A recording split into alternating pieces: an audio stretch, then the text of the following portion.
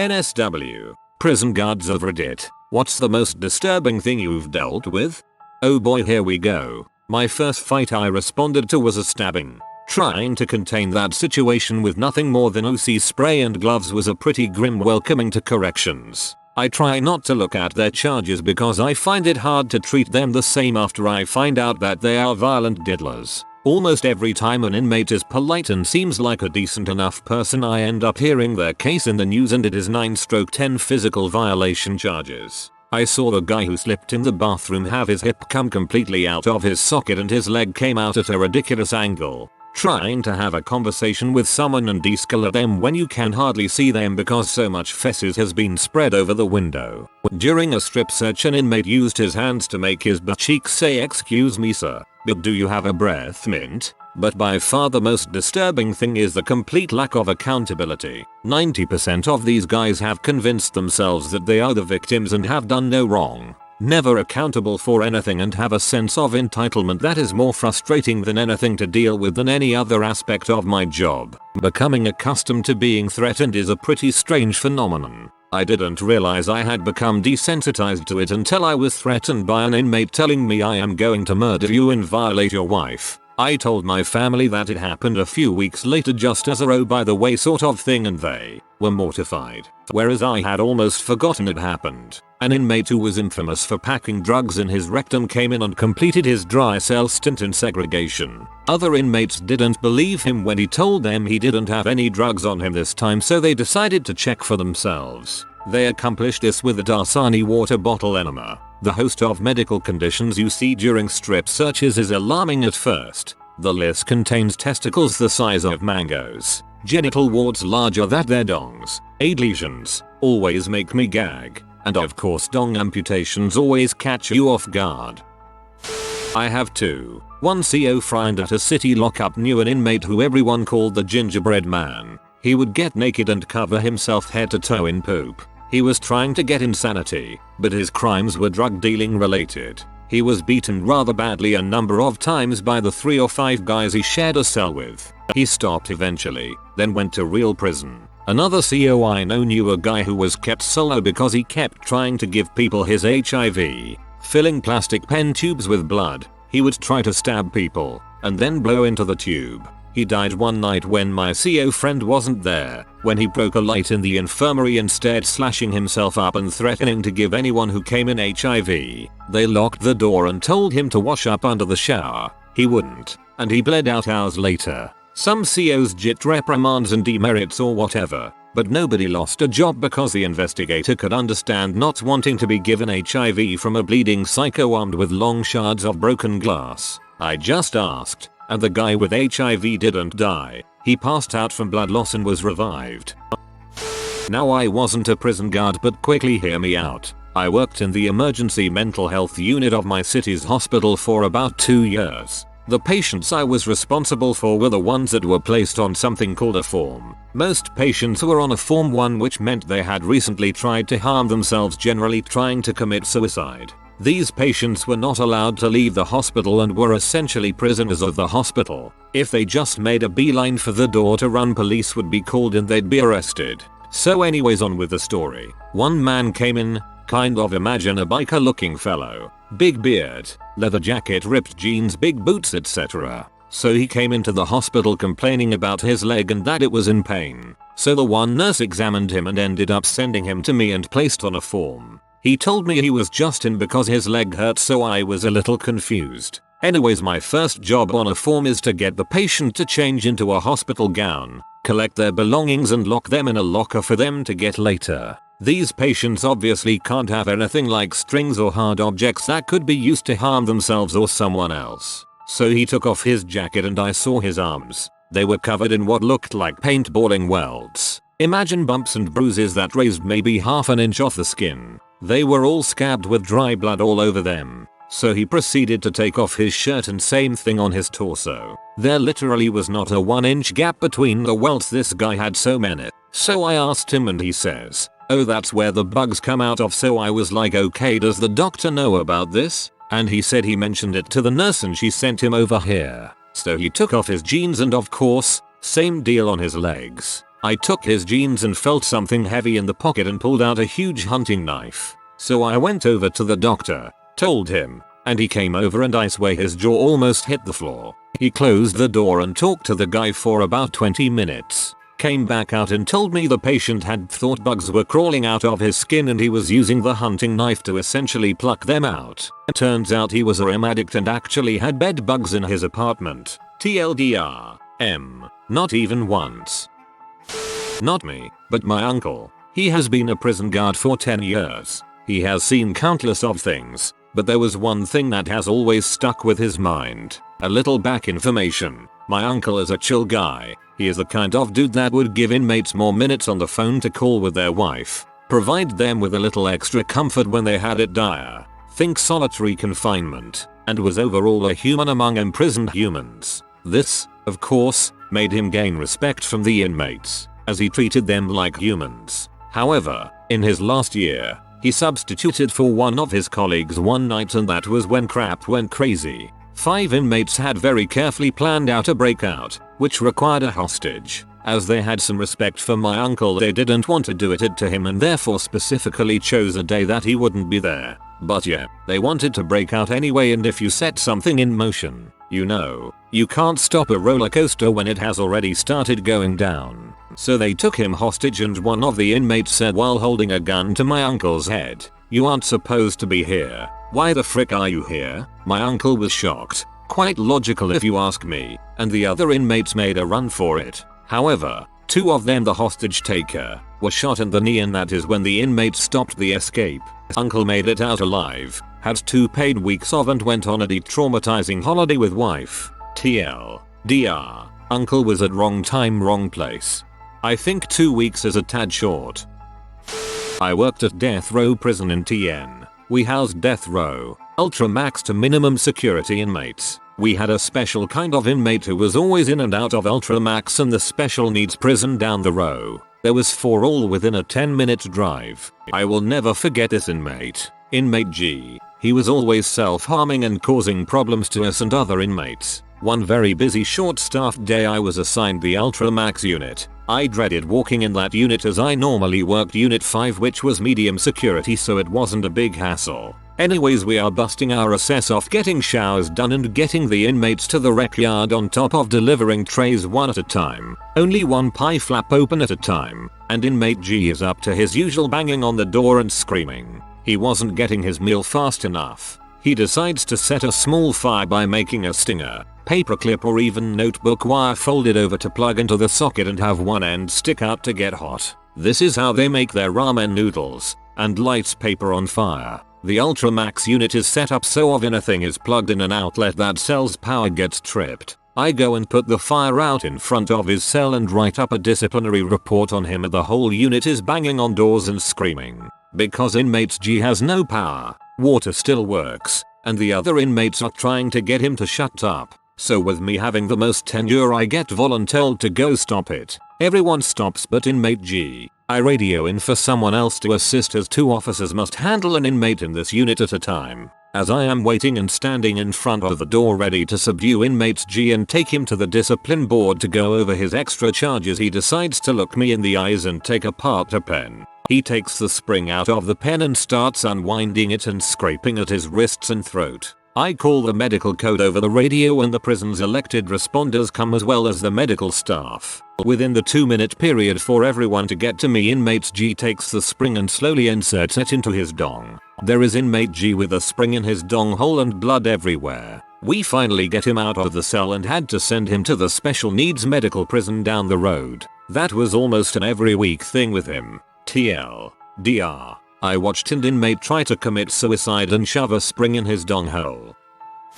My wife works as a social worker in a juvenile detention center here in Brazil. At first she often told me about the youngs that she attend to, and told me 2 cases that made my insides frozen. First is the case of a kid. He was kidnapped by tribal natives that was in war against some miners near Amazon. The natives murdered his father in front of him and took him to the tribe, where everyone there violated him daily, for about 6 months. He was 6-7 years. Then later, after rescued, he was never the same. Started with drugs with 8-9 years and turned to prostitution with 10-11 to pay for it. He was jailed because he and some companions robbed a car from a client that died. He wasn't involved directly in the murder. She told me the kid was very effeminate, with 14 years old, and very sweet. You can't start to imagine his life there. Inside the detention center he was also violated. Another case was from another kid, 14 years old if I remember, that murdered his family with an axe while they slept. Brother 7Y, grandfather and grandmother. He told because it was to get their money. My wife was very afraid to be with him alone in the room. This one was crazy. More recently I can link you a history where more than 60 inmates was killed in a rebellion in Manaus, capital of Amazonia in Brazil. Most of them was decapitated, dismembered, disemboweled and burned. They throwed their heads and hearts above the walls to the police that was outside. This was last week or the other, after the new year. That first story is so incredibly sad. I'm not, but my friend used to be. He left. It got too much. He worked in the highest category prison where there were debaucherers, murderers, kiddie fiddlers, the worst of the worst. He told loads of stories, but the one that sticks with me was the time an inmate who was in prison for child physical shaming called for help to see a doctor. The guards asked why and he wouldn't say, so they said no. He kept on calling and asking and they kept on asking why and he wouldn't answer, so they kept saying no until he got real desperate. He didn't say anything, he was just curled up on his bed when he lifted the sheets up and there was blood everywhere. He'd been physically shamed with some sort of instrument and they tried to cut his dong off. Brutal. He also said that fricking between the male inmates is not viewed as gay, which I thought was interesting. I've worked as a police officer and corrections officer. Combined career time is about 12 years. Anyway, I don't know what I would consider the worst thing I've seen, as after a while, you kind of get desensitized to a lot of things. Many of the inmates that I have seen do some disturbing things were either suffering from mental health issues, drug-related mania, or both. Some of the things I've seen were inmate in a medical segregation cell eating pieces of his forearm until the underlying muscle and flesh was visible. We had to chair him. Inmate in a mental health segregation cell punching his mattress, yelling at it, then fricking it. Inmate taking a dump, grabbing it, examining it, then eating it like a Snickers bar. Inmates walking up the steps to the second tier, climbing over the railing, then jumping headfirst into the concrete. The most disturbing thing about this wasn't the scene but the sound of his head slamming and cracking open. Inmate taking a dump, smearing it on the wall, masturbating, smearing semen on the wall, mixing everything together like finger paint, then licking the wall. I've witnessed a few suicide attempts but only 2 hangings. I'm not sure if they would count as disturbing. There is probably a lot more that I haven't thought of, but yeah, it does get interesting. I had a conversation with a coworker a few years ago about how the crap we see doesn't faze us but would really mess up someone from the public.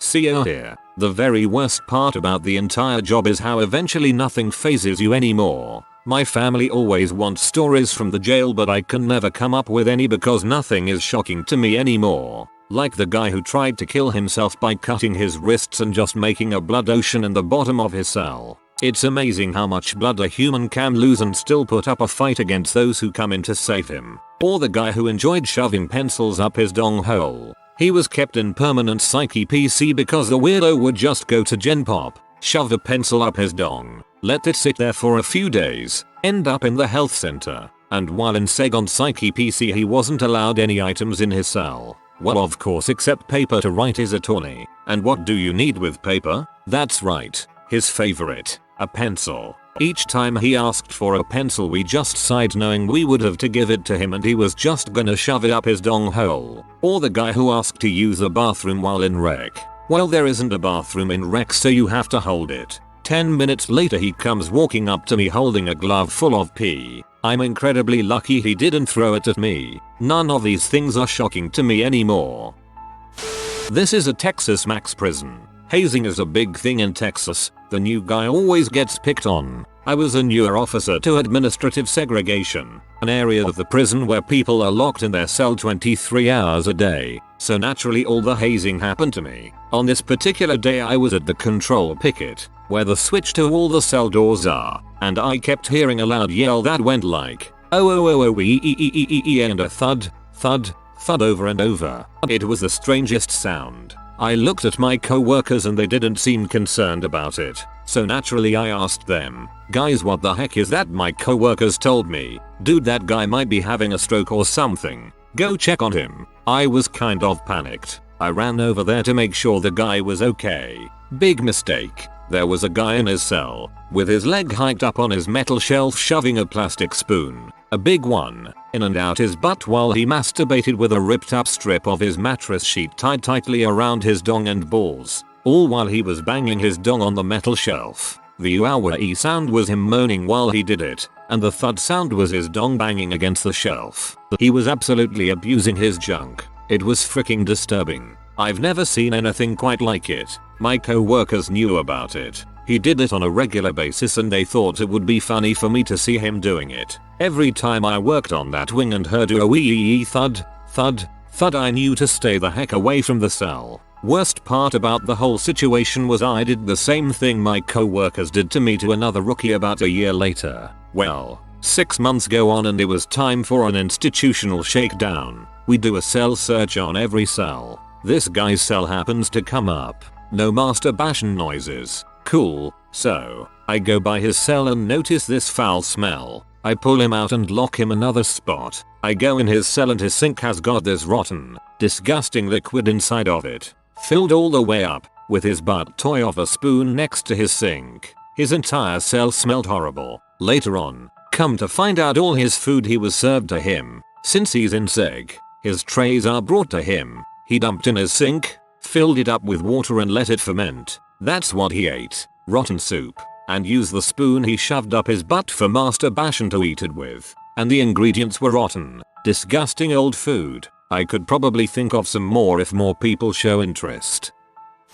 I'm a correctional officer of just over 4 years, lieutenant. Nothing surprises me anymore. I think a lot of us are that way. Kinda numb from daily exposure to a society that works nothing like the one I live in outside of work. I'll share a couple stories. Strip searching an inmate to be put into lockup. He was engaging in fricking other prisoners, and when he pulled his underwear off, I saw that he had attempted his own gender reassignment surgery. It was all healed and scarred, but man, it was a fricking mess down there. I felt the blood rush out of my head and felt a little queasy. I still had to have him turn, squat and cough. I don't know exactly how to describe it, but the way he turned and looked at me as he spread himself apart was disturbing and obscene. One time I was putting leg irons on a guy and I smelled what I thought was a fart. As I sarcastically thanked him for crop dusting me, I pulled his left pant leg up to secure the other part of the restraint device. A turd fell right on my hand. It takes a second to process the fact that someone literally just crap on you.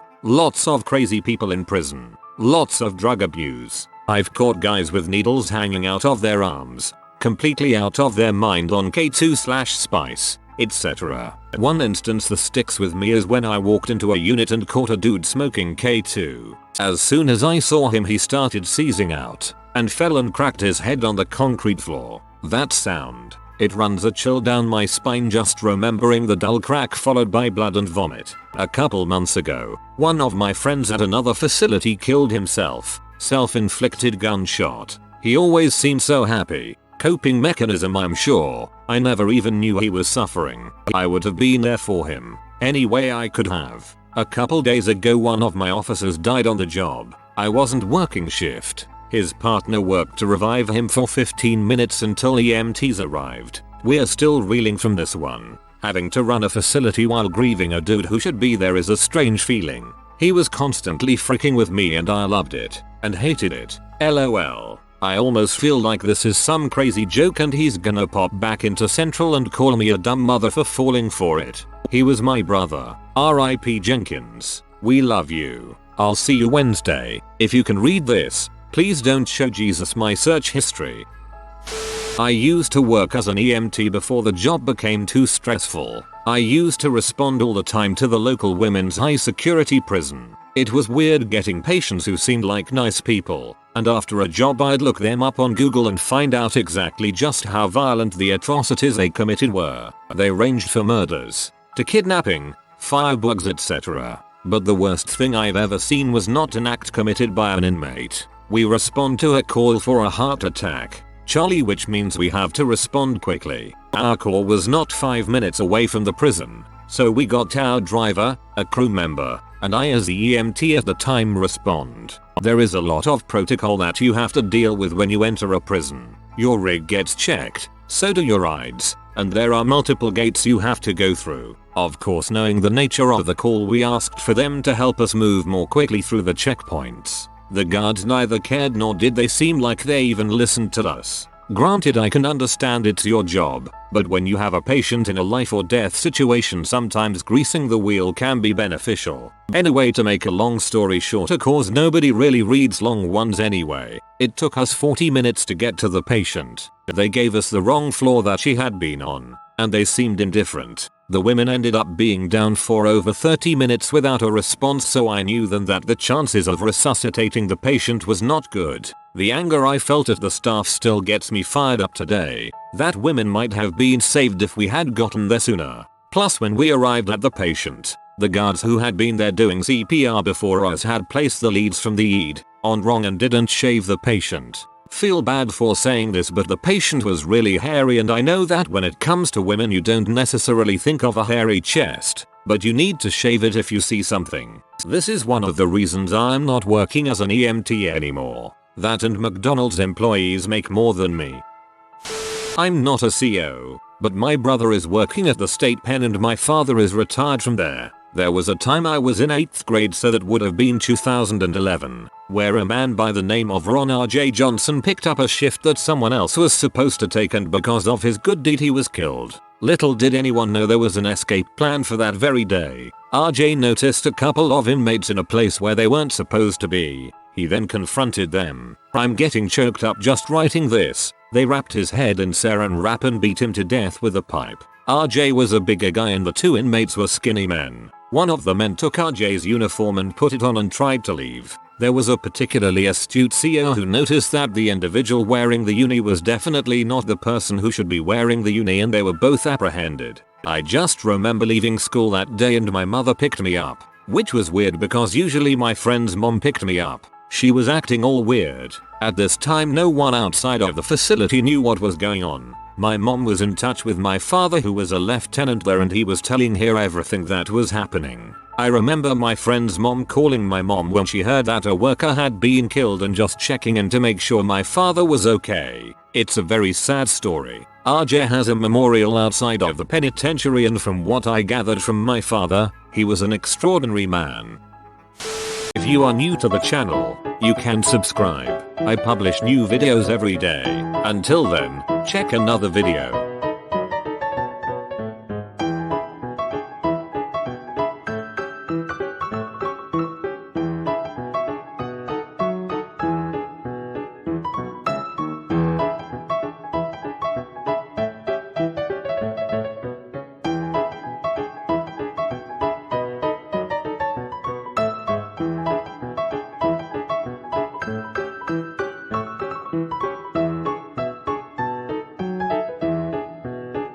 Bye for now.